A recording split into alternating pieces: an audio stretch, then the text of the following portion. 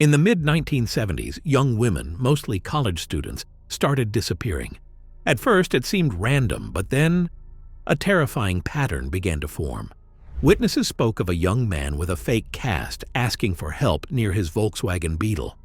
He didn't look dangerous. In fact, he looked just like anyone else. Your neighbor, your coworker, maybe even your boyfriend. But behind that smile was a monster. He was Ted Bundy, a law student. How did a normal-looking law student become one of the most insane serial killers in history? And even after confessing to over 30 murders, why did some women still fall in love with him? Ted Bundy was an American serial killer who killed countless young women across the United States during the 1970s. His charm and the calm smile hid pure devil within him. And his deadliest weapon? It wasn't a knife. It was how well he blended in. He was the kind of guy you wouldn't think twice about helping. With a fake injury, he'd seem harmless, maybe even in need. But it was all part of the act. Once he had their trust, and they were alone, it was already too late. Bundy didn't stay in one place. He committed crimes in several states like Washington, Oregon, Utah, Colorado, and finally all the way to Florida. They say he killed 30 people, but some people believe the real number could be over 100. Let's examine Ted Bundy's terrifying criminal track in more detail. It started with one attack, and then it quickly turned into a series of disappearances that shocked the country. Fear started to spread throughout Washington state in 1974. On January 4th, Joni Lentz was brutally attacked while she slept. She survived miraculously, but the detectives were horrified with the scene.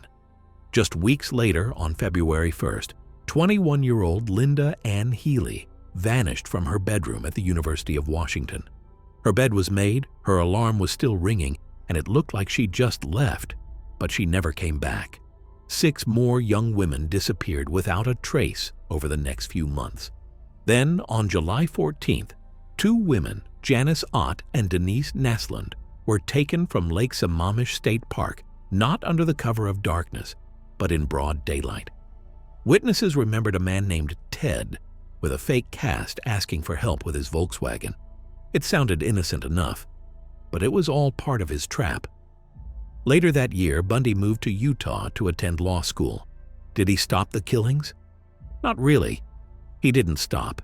He just shifted locations. In October, 16-year-old Nancy Wilcox disappeared near her home and was never seen again. Then, just weeks later, on November 8th, Carol DeRanch had a terrible experience with a man posing as a police officer. Somehow, she managed to escape. Her statement became a crucial piece of the puzzle that helped to unmask Bundy. However, more women disappeared across Utah and Colorado in the following months. Bundy was constantly moving, from ski societies to college campuses, and nobody knew how far he had planned to go. So, what tricks did Bundy use to gain their trust? And why did no one suspect a thing? Bundy's usual targets were young, attractive female college students who shared similar physical traits, often with long brown hair parted in the middle. His tricks? He'd fake an injury, wear a cast or sling, or sometimes pretend to be a cop. And you know what? It worked. Why would anyone suspect a charming and somewhat helpless man? That was his trick. He used charm like a mask. Bundy often kidnapped women from parking lots, college campuses, and even busy streets. He didn't hide in the dark. He hunted in broad daylight. And that's what made him so terrifying. Bundy's first arrest and shocking escapes. On August 16, 1975, he was detained in Utah. Police found some extremely suspicious items in his car, like a ski mask, rope, handcuffs, and a crowbar. It's not your typical road trip kit, right?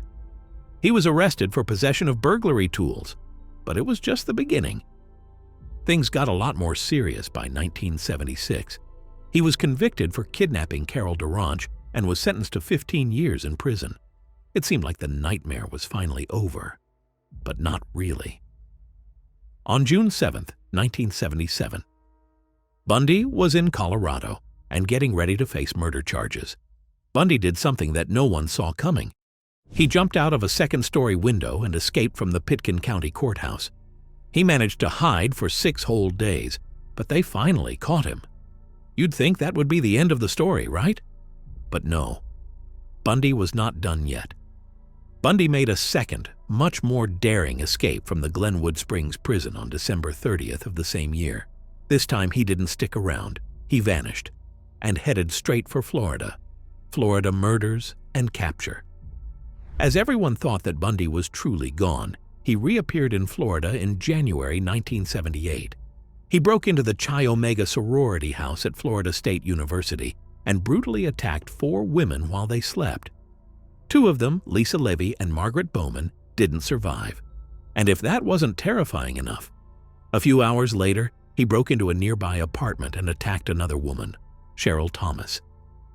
How does someone create so much chaos in a matter of hours? The extreme violence shocked the public. In February 1978, Bundy's run finally came to an end. Pensacola police officer named David Lee pulled him over while he was driving a stolen Volkswagen. It looked like there was no way out this time. When the officer tried to arrest him, Bundy made a run for it. He was taken into custody after a foot chase and fight. Inside the car, there were stolen credit cards and ID cards that belonged to female students from Florida State University. He was caught red-handed. And then Bundy said to the officer, "I wish you had killed me." Trials and evidence. When Bundy's trial started in 1979, it was not just any trial. It was more like a weird courtroom drama. Believe it or not, Bundy was his own lawyer. Yep, he cross-examined witnesses. But all those acts couldn't hide the truth. The evidence was solid. One of the key pieces of evidence was the bite marks. Investigators matched the bite mark found on Lisa Levy's body to Bundy's own dental impressions. It was a major breakthrough, one that nailed the coffin shut. Conviction and execution. In July 1979, Bundy was finally convicted and sentenced to death for the Chi Omega murders.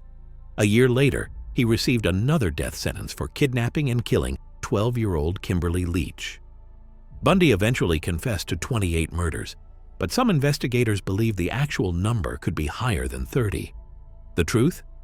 We may never really know. His execution took place on January 24, 1989, in Florida's electric chair. That marked the end of one of the darkest chapters in the history of true crime. Aftermath. However, the story continued. Bundy's crimes shocked the world. He didn't look like a killer. He was charming, educated, and well-spoken. If someone like him could be a monster, then who else is there hiding behind a friendly smile? Ted Bundy's case didn't just make headlines, it completely changed the way the world sees serial killers. It also led to major improvements in forensic science, especially in areas like bite mark and fiber analysis.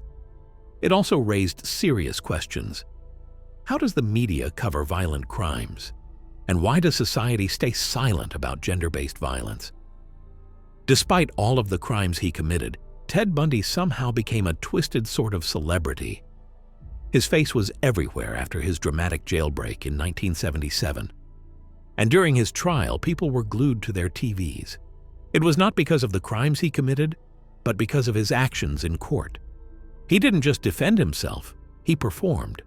Movies, books, and documentaries started to surface all over the place, literally turning him into some kind of dark legend. But everyone was not buying the hype. Many feminist criminologists responded, saying that the media was romanticizing a monster and ignoring the violent nature of his crimes, especially the abuse he inflicted on women. What if Ted Bundy had access to social media and dating apps today? Do you think he'd be caught faster, or could he have become even more dangerous? Let us know your thoughts in the comments below.